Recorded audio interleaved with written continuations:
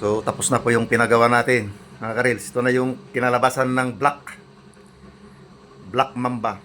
Ngayon medyo madulas-dulas na yung mga langaw dito ngayon. So itetesting natin sa likod. Magte-test fire tayo. Test fire tayo sa likod.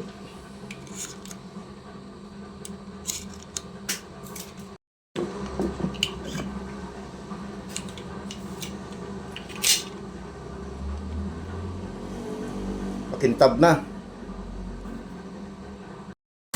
Yan po yung distansya, mga 5 to 6 meters ito. Bumanatan natin.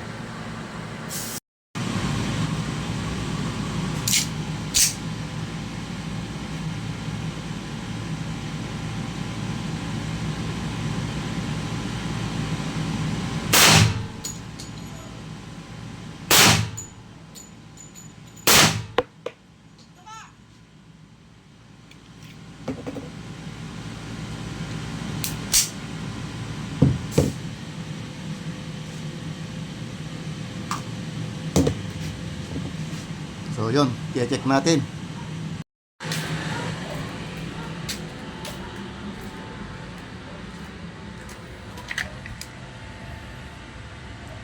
So ito yung isa.